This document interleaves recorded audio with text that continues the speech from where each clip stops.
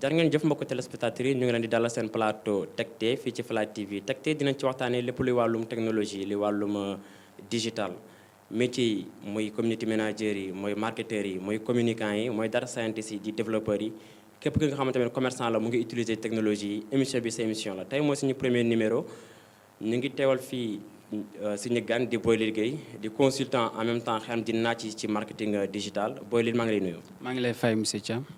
Boy nga présenté wu wax ñu la mooy consultant la mooy marketing digital. waaw jërëjëf maa ngi rafetlu invitation bi nga def ci sama modeste personne comme on dit en français waaw man nag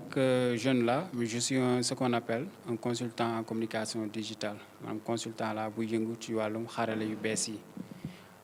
jeune bu yëngu ci wàllu xarala yu bees yi boo ko déggee maanaam lépp luy laal digital maanaam lépp lu jëm ci wàllum internet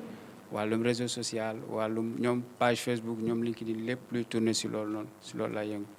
waaw bu weesoo loolu man maa ngi exercer ci benn ONG bu ñuy wax Taataan Assadik Taataan boo déggee tur bi Taataan mooy lu ñu segg tur bi turu olof la Taataan Assadik la ñun ñu ngi yëngu ci wàllum lu ñuy wax décentralisation développement communautaire et développement économique rural. waaw Boy ñu ngi lay jaajëfee tey mën nga ñu wax lan mooy consultant dëgg-dëgg ci xalaamay wolof. waaw consultant. ci kàllaamay wolof moo bi dina xaw a lourd mais buñ koy jël mën nañ ko faram-fàccee ci ñaar mën nañ jàpp ni consultant ab nit la bi nga xamante ne dafa war a am ci lu njëkk am xam-xam bu màcc ci benn domaine maanaam yëngu ci benn domaine bu précis maanaam ci lii nii laay yëngu en second mu war a am lu ñuy wax xam-xam large ouverture moom boo nekkee ci entreprise da nga war a am ouverture loolu mooy englobé lu ñuy wax consultant en tant que tel léegi nag bu weesoo loolu am na profil lu ñuy tuddee profil consultant bi ban profil la war a am ban fiche de métier la war a am ban jàng la war a def ban processus scolaire la war a def xam naa bu ñu demee ba ci biir dinaa ci gën a yaatal ci. ba tey dañuy dellu wala ñuy des ci consultant bi.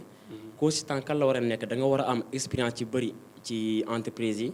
wala mën nga génn ci sa école de formation ak métier boo mënti def. direct ñu jël la ci benn entreprise wala boîte bu mu mënti nekk nga doon consultant wala il faut nga am nombre d'expérience pour mën ko doon. waaw question bu am solo mu ngi noonu am na benn karatéka bu siiw bu ñuy wax Bruce Lee bu doon wax il faut maîtriser un seul coup mieux vaut maîtriser un seul coup que de maîtriser 1000 coups à la fois maanaam nga yëngu ci wàll benn affaire mën ko ba bu ñu la yeewee ci 2 heures du matin lii nii da nga koy def que nga mën lu bari bu ñu la si yeewee ñun ñëpp xam nañ ni xam-xam lu mu bëri ci bopp nit mënoo am xam-xamu 100 fii day am 100 fii nekk 50 fii nekk 10 léegi bu weesoo loolu ki nga xamante ne moo war a doon consultant en premier dafa war a am lu ñuy wax master daf ko laaj master ci benn domaine maanaam am naa master ma nekk ci wàllum droit wala ci wàllum communication wala ci wàllum marketing bu weesoo loolu diplôme boobu la ñuy laaj en premier degré boobu la ñuy njëkk a laaj léegi nag am na leneen lu ci tuddee certification loolu moo lay wane beneen lijaasa bu war a ndëgër laay ni man mi am naa xam-xam ci benn domaine bii nii bu leer naññ léegi bu weesoo loolu nag am na yeneen jàngat yooyu def ci suuf jàngat yi mooy da nga war a nekk lu ñuy tuddee manager maanaam xam naka la entreprise di doxee ci biir naka la ak yàlla fii di doxee ci biir loolu nag boo ko matalee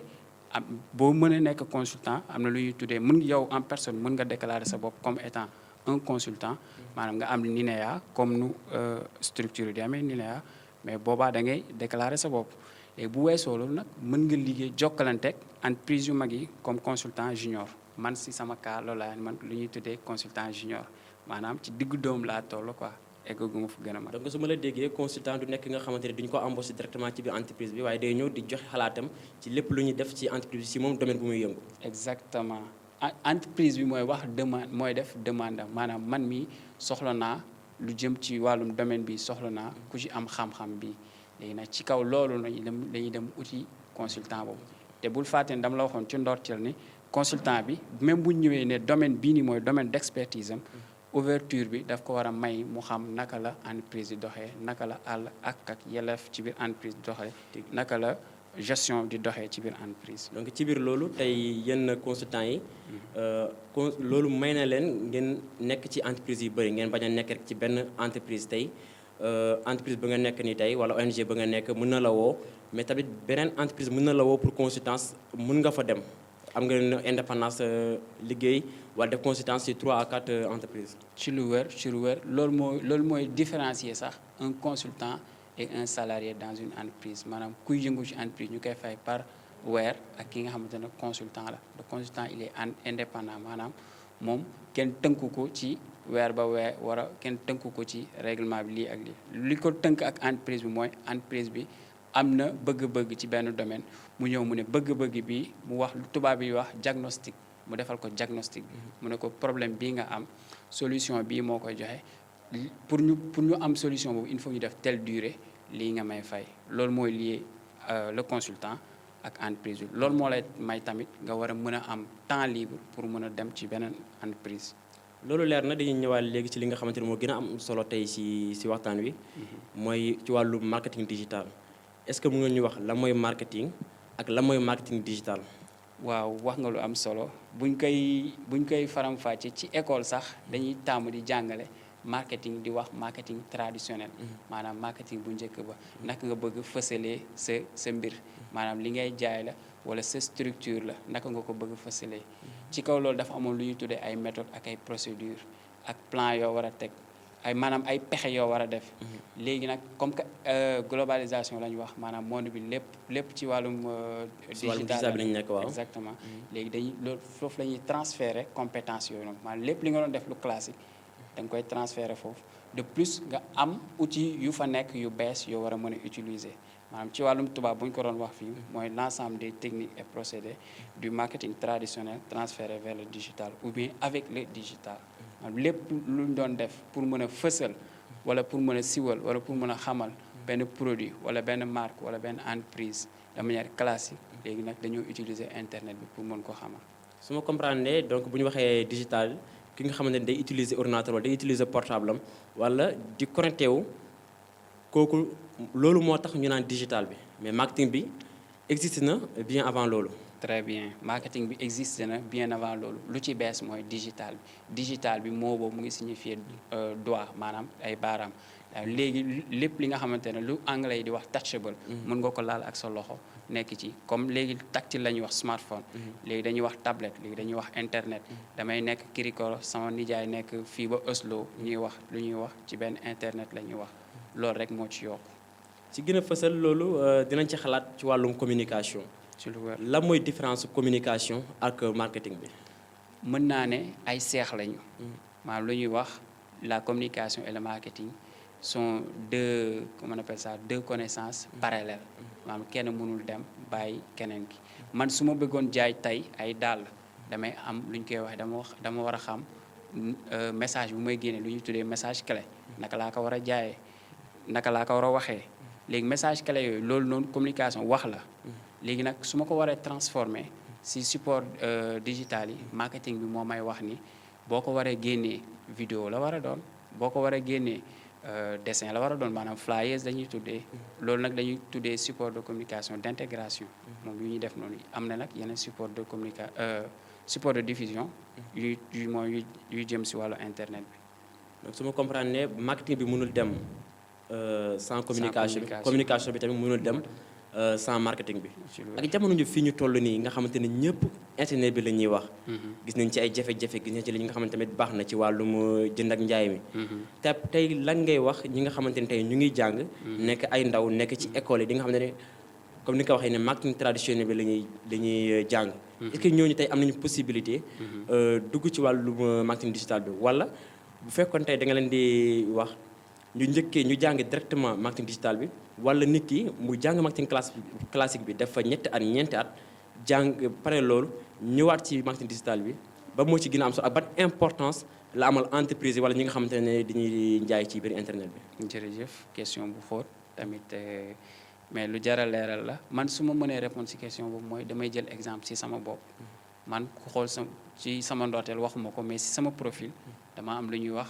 lijaasa en informatique loolu laa njëkk am ma dem defi beneen lijaasa bu jëm ci communication et multimédia def ci kaw ci biir foofu damay jàng marketing classique et ba ma jàngee marketing classique boobu noonu ma xam ni man mii am na lu ma dese maa ngi jàng marketing classique mais am na lu des mooy dafa am leneen lu bees mooy digitalisation bi loolu moo bees loolu nag il faut que ma dem jàng ko li ma mën a conseiller jeunes yi tey mooy ak formation bu ñu mënti def ak profil bu ñu mënti def lu mu leen mën a ñaan mooy nañ si boole lenn lu am informatique wala lenn lu am digital ci kaw loolu mën naa joxe benn exemple bu mel ni Simplon ñun ba ci man mi ba ci yow mi fa lañ génnee loolu moo ñu mën a may tey man ma doon toog fii doon consultant en communication digitale di exercer ci benn ONG. dëgg la ba tey dañuy des si wàllum digital yi parce que xam nañ ni benn géej gu yaatu la wala benn ëtt gu yaatu la donc ba tey ci loolu la ñuy des gis nañ tey ñu bëri ñi nga xamante ne dañuy jaay waaye xamuñu nan nañu utiliser peut-être kii internet bi ñi nga xam ne tey dañuy jaay ay yére ñeneen di jaay ay portable day gis ko jël produit am def ko statut wala publier ko ci Facebook est-ce que loolu mën nañ ko woowee marketing digital waaw ci benn côté mën nañ ko woowee marketing digital mais avant ma soobu ci loolu dinaa bëgg naa rappeler benn affaire tamit comme consultant la jotoon naa fi nekk consultant ci benn boîte bu yëngu ci wàllum jaay maa fa nekkoon responsable commercial maanaam lépp ligne commerciale bu ñu waroon def yëpp maa ko waroon éditer léegi beneen côté maa yoroon tamit ligne éditoriale bu communication bi maanaam lépp nu ñu war a jaayee nu ñu ko war a fësaleel yëpp loolu tam maa ko waroon fësal maa ko waroon bind maa ko waroon wax léegi différence bi mooy léegi internet nekkatul lu jafe fii suñu réew ku am 100 francs rek mën nga connecté wu ku am 25 000 francs mën nga am téléphone bu am smartphone léegi man mii doon am sama téléphone bu classique doon woote fii Ousmane léegi de am naa dàll yu may jaay waaye léegi man sama daal yooyu noonu su ma ko amee ma jël toog sama kër sama néeg photo ko def ko sama statut man leer na ma yàlla ni lu mu néew sama contact yi mat nañ 100 personnes lu mu néew jàpp naa ni 10 personnes dinañ ci wax jàpp naa ni 5 personnes dinañ ne ñii soxla naa jàpp naa ni 2 personnes dinañ si jënd loolu def naa avancé bu rëy la si wàllum jaay bi est-ce que loolu tey jotul entreprise yëpp soobu ci marketing digital bi parce que seetlu nañ ne léegi comme ni nga ko waxee nii Sénégal fii connexion bi yomb na parce que surtout ndaw ñi nga xamante ne ñu ngi jàng wala ñi nga xam ne ñu ngi jaay ñu si gën a bëri tey ñu ngi ci biir internet bi tey ban jafe-jafe la mën a andil entreprise ba nga xamante ne tey soobuwul ci marketing digital wala soobuwul ci milieu digital bi très bien wax nga lu am solo waaye bala ma wax si jafe-jafe yi may wax li nga xamante ne moo ëpp solo mooy lan la mën a jox yow mi yor entreprise ci lu njëkk war nga mën a am set lu nga xamante ne lu ñu tuddee avantage ci lu njëkk lu ñuy woowee notoriété maanaam entreprise bu utiliser internet bi dafay am notoriété maanaam ndëgërlaay entreprise bu amul ndëgërlaay duñ ko gëm léegi pour nga am ndëgërlaay il faut nga am lu ñuy tuddee communauté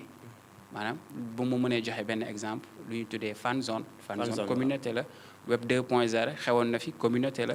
amoon ay temps boo bokkul foofu dañ ne yow branché woo te pourtant loolu communauté la rek léegi loolu noonu boo ko amee dalay may ndëgërlaay leneen lu si topp mooy interactivité bi ngay am maanaam entreprise bi bu nekkee ci médias sociaux yi am ndëgërlaay am communauté dafa war a interactive ak nit yooyu noonu communauté boobu mu am maanaam ñii lan lañ bëgg ñii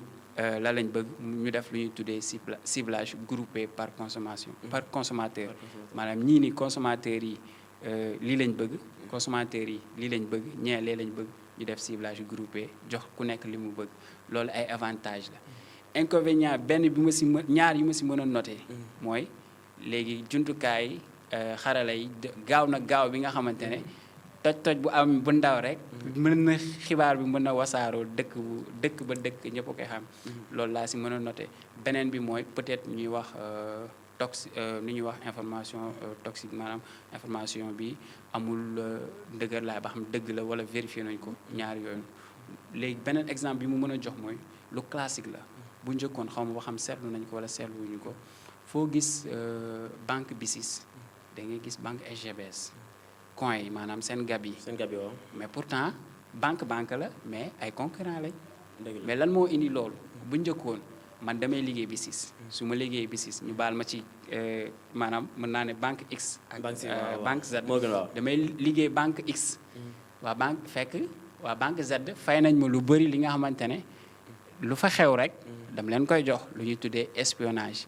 léegi nag loolu noonu dafa dem ba révolu ci internet bi tey ma damay toog fu ma toog mën naa utiliser lu ñuy tuddee outil comme benn jumtukaay bu tudd Brand 24 ma bëgg a xam Ousmane Ali Thiam mi entreprise am lan lay def en temps réel automatiquement su ma ko defee hashtag ci Brand 24 bi damay am yow ñi follower yi maanaam ñaata nit ñu abonné si yow sa communauté ñaata nit la say page ñaata nit la yow si li nga nekk loo def à temps réel xam nga loolu noonu tamit xarañteefu marketeur bi la. loolu benn côté xarañteefu marketeur yi parce que du marketeur yëpp a ko xam. am na marketeur yi nga xamante ne ñoom dañoo nekk plus à l'aise ak outils yi. am na ñi nga xamante ne si monde classique bi lañ nekk ba léegi. loolu mooy différence est-ce que loolu mu ngi bëri ba tey ci entreprise yi nga xam ne ñu ngi ci monde classique bi ñoom duñu utiliser outils yi. waaw loolu moom ba ci man mii sax mën naa joxe exemple ba fi may liggéeyee. ba mu fa njëgee si lu njëkk damaa ne comme que man du ma fi nekk lu bëri. damay def lu ñuy tuddee Google Doc maanaam damay partager benn dossier bi nga xamante ne mën naa toog sama kër wala nekk feneen di liggéey ak ñoom mais comme que dafa amoon ñi nga xamante ne dañoo réticent man comprendre naa leen. après si laa toog wax ak ñoom ma ne leen lii moo nekk lu bees lii moo nekk mode loolu la rek léegi foofu la nag très bien lu ma doon wax sànq rôle communicant bi di ñëwee ça c'est le marketeur communicant bi mooy ñëw convaincre na ko lii lu bees la kat lu baax la dara amu ci luy lore. mais tey ak monde bi fu ñu toll ak ci digital bi tey nu mu xuusee tey ci monde bi fépp gis nañ tey Afrique de l'Ouest tey Sénégal bokk na ci réew ba nga xamante ni moo gën a bëri ay start-up moo gën a bëri tey ay marketing digital parce que tey foo tourné ñu ngi wax digital même bu fekkee nit ñi miinuñu ko ñu ngi koy dégg ba di ko waxtaanee fu ne est-ce que tey mënul indi la jafe-jafe entreprise ba nga xamante ne ba tey jii nii yeewul ci côté boobu wala ba tey jii nii xuusagul ci wàllum digital bi est-ce que loolu mënu ko indi la jafe-jafe ci bu wér mën na ko indi jafe-jafe ci naka bu nit yi di course ñi daw ak tànk ñu ne dañuy course vélo la ñuy jël ñu ne dañuy course léegi moto la yow nga bëgg a daw ak tànk ba léegi est-ce que gars yi duñ daw bàyyi la foofu si lu wér de ah léegi digital bi moo demee noonu mooy li ma wax sànq rek man damay toog sama kër am passe bu 100 francs mën a wax ak sama nijaay bu nekk Oslo xoolal Sénégal ak Oslo si diggante bu ndaw 100 francs la ñuy wax lu ma may loolu noonu communication digitale ban outil la mën naa tudd par exemple WhatsApp moom mën naa joxe beneen tamit xam nga loolu ci nit ki la rek mais jël ko si domaine entreprise buy jënd ak jaay mu ne moom du jënd lu ñuy wax bannière publicitaire mu ne moom du def ay prospectus mu ne moom du def ay campagne digitale mooy campagne de ciblage yi personne ak ci digital bi mais kooku noonu est-ce que dina jaay kooku du jaay dina jafe non du jaay entreprise boobu du jaay par contre su ma ko permettre su ma mënoon tudd tey Jumia tey foo mënti tijji ci muy Google page moo mënti tijji di nga gis benn bannière bu Jumia tijji bu jënd du moins pour lan pour mën a jaay parce que lan monde bi moo ko laaj parce que lan monde bu muy évoluer moom moo ko laaj mais tey gis nañ ni tey dugg bi ci biir internet bi yomb na tey même sama jarbaat yi nga xamante ne am naa leen wala sama rakk yi nga xamante ne am naa leen pour ñu dugg publier leen lu yomb lay doon bind leen lu yomb lay doon mais est-ce que loolu entreprise bi mën na ko defar boppam wala loolu li nga xamante ne dafa banal am na yeneen xarañteef yi nga xamante ne ni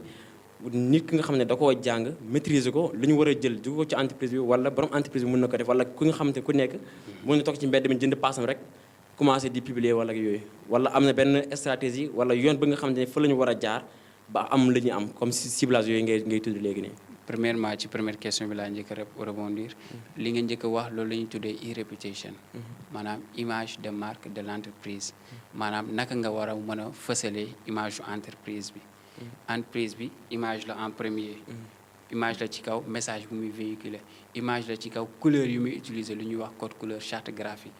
tey su ma jëloon ma jël Fla TV mu ne Fla TV ñoom kat seen charte couleur bleu la ak blanc wala rouge la ak blanc xam nga loolu maa ngi wax ci image entreprise bi léegi su ma ko matérialiser indil naa ko logo su ma ko matérialiser ci beneen façon maanaam indil naa ko compte lu ñuy tuddee entreprise bu nekk dina am nu ñuy woowee loolu sax identité visuelle identité merci jërëjëf identité léegi entreprise bu amee identité am na leen lu ñuy wax slogan am na entreprise yi nga xam ne boo fa duggee ci biir lu ñuy wax cri de cœur lu ñuy wax prière matinale loolu yëpp ay charte la yu tënk entreprise loolu nag loolu ñuy tuddee e-réputation maanaam interne bi la léegi e-réputation externe bi la naka la ñu war a mën a gisee entreprise bi ci biti muy ci mbedd bi muy ci télé ba muy ci digital bi muy ci internet bi loolu nag nit moo ko war a gérer nit ku xarañ nit ku xarañ kooku noonu dafa war a am lu ñuy wax sens de l'écoute sens de l'ouverture et une bonne très bonne sax maa ngi koy xeeci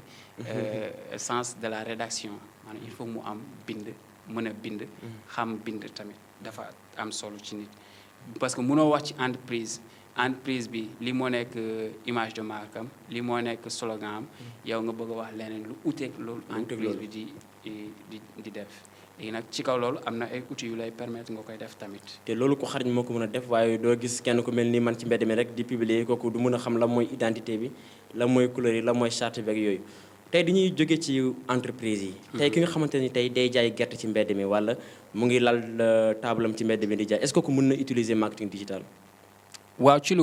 wër marketing digital ñëpp ko mën a utiliser ñëpp ko mën a utiliser maanaam à bon escient maanaam si yow si li ngay yëngu tey man mën naa jaay mango ma utiliser ko mais ci naka laa koy utiliser mooy WhatsApp bi ma waxoon sànq rek mën naa toog sama kër sama nijaay indil ma ay mango Casamance ma jël ko photo ko wala ma jël ko raxas ko bu mu rafet defal ko lu ñuy waxate benn flyers bu ko àndal photo ko def ko sama statut bul fàtte ni amoon naa 100 waxoon naa ci njëlbeen amoon naa 100 contact jàppal ni 10 yi dinañ ci wax lu mu dee am na yenn sekkeen wala jaween yi ne mën naa leen si jaay mais lu ñu problème bu ñu am Sénégal mooy culture boobu la ñu amagul culture boobu même si entreprise yu gën a mag yi sax boo leen di wax waxu digital dañuy xaw a daw quoi gis naa loolu waaye tey dañuy ñëwaat ba tey ci wàllum marketing digital bi est-ce que am na benn domaine d'activité ba nga xamante ne wala tey benn entreprise ba nga xamante ni mënu ko utiliser parce que tey dañuy dégg e-commerce bu ñu déggee e-commerce dinañ xam ni ci wàllum commerce la dañuy dégg e-santé mooy ci wàllum santé ci wàllum wér-gu-yaram ak yeneen ak yeneen tey lu mel ni tey ay géographe ñu nga xam dañuy def droit est-ce que am na benn domaine d'activité ba nga xamante ni mënu ko utiliser wala tey domaine d'activité boo mënti gis tey ci àdduna bi ba nga xamante ne xew na tey nit ñi di ko wax mën na ko mën a utiliser ci biir marketing digital sax dafa am lu ñuy wax la communication institutionnelle léegi avant may ñëw ci communication institutionnelle entreprise boo mënti gis maanaam entité boo mënti gis besoin mi ñett la maanaam objectif leads maanaam moom il faut moom ay nit yuy ñëw muy échanger ak moom soit da leen di jaay wala ñuy ñëw di intéressé wu ci entreprise am il faut moom objectif de visibilité maanaam bëgg na fës bëgg na ñëpp gis ko bëgg na xam ñëpp xam ni moom lu muy def baax na wala baaxul beneen bi ci des mooy objectif de notoriété maanaam ndëgër laay tey man mi tey su ma bëggoon jaay cigarette ma ñëw sol sama benn baylaat nga baal ma ci kàddu yi sama soloon sama baylaat wala tey du ma am notoriété li nga xamante ne ni leneen la ay service wala ay produits waaw niroowul ak sama li ma sol maanaam amatuma ndëgër laay boobu noonu mais tey su ma bëggoon jaay benn boisson waaw tey mu ñëw def comme benn xam nga rek jantal booy xam nga commencé vous savez je vends de la boisson xam nga loolu dina ma may visibilité may ma ndëgër laay notoriété xaw a waane tuuti waaw may ma leads loolu mën naa jaay loolu benn fànn la beneen fànn bi ma doon wax sànq mooy lu ñu tuddee communication institutionnelle wala marketing institutionnel ñaar yëpp mënuñ ko wax mooy ñi nga xamante ne soi-disant lañ koy wax wala entre guillemets ñoom mënuñu ko utiliser si mën nañ ko utiliser maanaam structure yu mag a mag yi comme su ma mënee joxe exemple bu AIF ñooñu du ñu génne di wax maanaam ñun ñu ngi lii ñun ñu ngi fii wala ñun ñu ngi fii de comme communication institutionnelle la ñuy def wala corporate maanaam li wër seen li leen wër ñoom loolu la ñuy wax maanaam comme su ma mën a jox exemple ñu ne ñun de suñu entreprise juddu na depuis 1900 tel lii mooy suñu domaine d'expertise champ d'intervention yi lii la ñoom fa la ñu yem duñ fa nekk naan ñëw leen ñu jaay leen wala ñëw leen xam ñu wala ñëw leen ñun ñoo mel ni wala ñëw leen ñun ñoo gën a rafet donc ci côté boobu tamit ñëpp ko mën a utiliser boo nekkul ci leads bi da nga nekk ci notoriété bi boo nekkul ci notoriété bi di nga nekk ci visibilité bi mais tey est-ce que mënuñu def yenn techniques yi nga xamante ne day repousser nit ñi wala ñu indi leen tey ci wàllum internet bi dañuy faral di gis loolu nga gis benn bande d'annonce yi nga xamante ne ni yow mën nga ci intéressé yow parce que loolu neex na la mais boo ci duggee loolu mu la dugal foofu du contenu boobu nga fay fekk. est-ce que loolu du repousser nit ñi parce que communication tamit réseau la tey mën naa gis leen li nga xamante ne doyuma mën naa dem ci keneen ma ne ko ah diw de boo duggee seen entreprise wala seen page lu ñuy wane ak lu nekk ci contenu bi loolu bokk est-ce que stratégie boobu tamit ci marketing digital la bokk wala nit ñi dañu koy utiliser nii rek ak nuñ koy defee wala nuñ koy mën a wanewee autrement fekk du noonu. ci marketing digital la bokk pour wax dëgg loolu la ñuy tuddee la communication pull wala la communication de push. yow man mën naa la jaay du faux. lu sama benn xarit doon wax mooy le marketeur au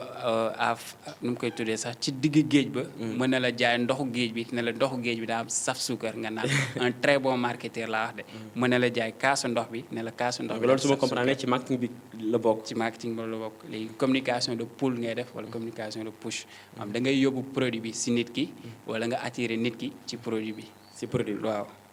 yooyu moom ay mbóot la ci biir affaire yi la quoi. ay mbóot la nga naan ay pax la yi nga xamante ne ni marketeurs yi dañ koy faral di utiliser. dañ koy utiliser waaw loolu leer na mais tey dañuy delluwaat ci wàllum ñi nga xamante ni dañ ciy intéressé wu. tey ñi nga xamante ne dañuy dégg marketing digital tey peut-être dañuy suivre émission bi. xam ni importance bi parce que wax nañ fi lu bëri. lu muy njariñ ak lu muy def ci biir entreprise ak nga xamante sax. day jaay ci mbedd mi wala feneen dina ko mën a utiliser est-ce que tey am na ay établissement yi nga xamante ne tey fa la ñuy tàggatee ndaw ñi nga xamante ne moom la ñuy bëgg a jàng wala école yi nga xamante ne ñoom ñoo fi jot a am ñi nga xam ne di jàngale marketing classe bi ñoom ñoo koy def wala est-ce que jot nañ ko def wala jotuñu ko def. comme que léegi dañuy wax mondialisation. ci man école bi gën a mag Google la. te ci biir école yi gën a mag ci Google ci biir école yi gën a mag ci biir Google YouTube la. YouTube moom loo bëgg a jàng di nga ko jàng te xam naa ni jàng ci vidéo ci looy gis di appliquer dara dàkku ko ñun ñëpp def nañ école classique prof bi toog foofu di wax 8h ba midi. des fois da ngay sonn wala des fois ngay gëmmentu loolu mais nag bu weesoo loolu am na école yu intéressé wu léegi. am na lu judd lu bees lu ñuy woowee ay académie numérique. sànq joxe woon naa bu mel ni Simplon am na bu mel ni Sonatel Academy. waaw soo leen ma ko may mën naa def tamit ñun suñu publicité ñu ngi waaj a benn bu tudd JDET. da ngay fay de. waaw bu tudd JDET. jeune développeur économique territorial. temps yi si loolu lay nekk sax xam naa fii ak weeru juillet bi ñuy dugg dinañ ko lancer incha allah. mais tey ci wàllu Google boobu laay bëgg nga dellu est-ce que loolu mënul rey tey école yi parce que gis nañ ñu bëri dañuy jënd seen pass dugg ci YouTube bi di seetaan ay cours. di fa jëm est-ce que loolu mënul rey tey institution yi. waaw xam nga institution yi mooy li ma wax sànq ñun ñëpp jaar nañ ci école yi. école yi marketing ak communication ñoo fi dàkk. mooy ku la bëgg a attirer moom. ne la kaay jàng ci man. tenue ba. dina la ko attirer. ñun dañoo bëgg tenue ay cravate. xam nga yaa ma gën a xam. ñun dañoo bëgg école bu rafet. école bu chic. mais contenu ba. moo fa dul nekk des fois problème yi ngay jànkonteel mooy. prof bi doo maîtriser domaine boobu wala des fois nga jànkonteel man continuer bu ñu la wax ñu ne boo ñëwee module bii ngay jàng nga ñëw ñu jàngale beneen module Google li différencier Google ak école yi loolu lenn rek la bu ñëwoon tey nga ne tey marketing digital di nga gis benn école bu mag wala nit ku si xarañ wax la benn affaire nga xamante ne kii lim lay wax di nga koy gis yaa ngi koy dégg nga xam ne kii lim lay wax ni xam-xam la bu wér bu leer nañ man nag du ma ko nëbb Google bi jot naa si jàng. jot naa si dugg ay lu ñuy tuddee UAC benn université la bu nekk Maroc. ba mu bëggee jàng communication d'entreprise bu dëgër këcc. temps maa ngi ko doon jàng école sax maa ngi doon def master mais damaa gëmoon ni des na mais ba ma demee Google dem YouTube si laa xam ni affaire bi gën na dëgër quoi. tey balaa ñëw tëj xam naa ni yàggatul sama dernière question bi ci wàllum emploi bi laay dugg tey gis nañ ni offre d'emploi yu bëri lu ñuy laaj mooy. Bac plus 5 lu ñu lay mooy expérience 2 ans 3 ans voire même 4 ans d'expérience te tey wax nañ fi wàllum jàng ci Google wala YouTube te xam nañ ne loolu même fekkee day joxe diplôme tamit ay certification yi nga xamante ne ay 2 mois 3 mois wala ba bëree 6 mois lay doon. est-ce que nit ki nga xamante ne tey am na ay compétences jànge ci réseaux sociaux wala jànge sax si école bi nga xamante ne tey lu mel ni Simplon la wala si yeneen école yi nga xamante ne ay certification la ñuy jox ak nga xamante ne nii Bac plus 5 la am def 2 ans 3 ans expérience. la moo leen wutee. xam nga ki jàng ci école.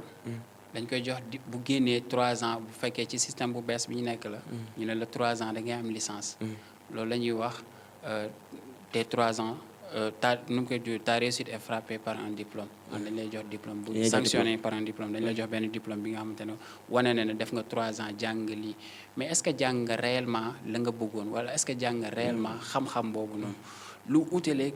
Google ak YouTube yooyu yu mel noonu yooyu la nga soxla juste loolu ngay jàng appliquer ko maîtriser ko bul fàtte ne ci njëlbeen waxoon naa benn wax mooy que ni lu karateka ba waxoon li gën a wóor ci nit mooy nga mën benn coup buñ la yeewee 2 heures du matin ne la ah Ousmane Ali Thiam mi yeewu ne ah mën naa raax mur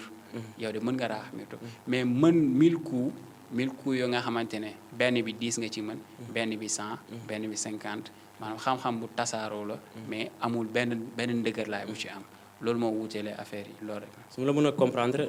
que nga xamante ne amul benn expérience am certification mën na gën a xarañ ki nga xamante ne def na 3 ans d'expérience ab bac plus 5. ci lu wér ba mën naa joxe sa exemple yow yaa ngi nii toog tu es certifié référent digital. te yaa ngi def lu jëm si wàllum développement web. te pourtant développement web am na ñi koy jàng def ci 3 ans te man leer na ma yàlla ni man xam naa ni am na ñi nga xamante ne def nañ ko 3 ans man xam naa ni yàlla nañ ko gën a maîtriser. xam nga loolu bokkul. loolu moo ñu différencier. donc maa ngi lay jaajëfee Boy Lille tey la ngay tàggatowee suñu mbokku téléspectateurs yi ak la ngay conseil ñi nga xamante ne ni ñu ngi ci milieu bi ak ñeneen ñi nga xamante ne dañ ci bëgg a dugg. waaw en premier maa ngi lay remercier ci émission bi nga ko ubbee ak man kontaan naa ci lool ci di nuyu tamit sama waa ONG nee leen maa ngi fi fàttewu ma leen tamit bu weesoo loolu li mu mën a wax jeunes yi mooy nit da ngay gëm sa bopp weesuwul man bokk sama slogan maa sama 8 heures de temps du ma ko jox entreprise bu ma soxla mën naa la jox 2 jours ñett wala 4 heures 3 heures ma nekk ci lenn gëm sa bopp weesuwul mooy li ngay jàng da ngay xam sa valeur éducationnelle maanaam dañ lay yar bu baax ci sa kër école ba da lay yar mbedd bi da lay yar mais loolu yëpp da nga koy jël tënku ko def ko benn mu nekk yar bu dëgër mu jox la valeur jox la déontologie yow nga doon mat nit ki yàlla tax muy wax nit ñi lay waxal léegi jeunes yi nag li ma leen mën a conseil maanaam bu ñu xaadi bu ñu daw ci gouvernement naan gouvernement ku nekk la mu mën as tuut na ko jéem a def gox bu mu dëkk lu ñuy wax partir de mon quartier vers ma ville maa ngi lay remercier. maa ngi lay remercier Boy Lille comme ni ñu ko gisee tey moo nekkoon suñu premier numéro Tekté suñu thème di woon importance marketing digital et ses enjeux gis nañ ni tey ñëwaat na ci lu gën a bëri wax nañu lu muy njëriñ ak yenn garantie yi nga xamante tamit am na ci tey conseil yi nga xamante tamit jox na ko ndaw ñi ak entreprise yi am na solo loolu ñu ngi leen di jox dox daje prochain numéro ci biir Fala TV. Merci. C'était pas si diable que ça. Chaque fois, vous avez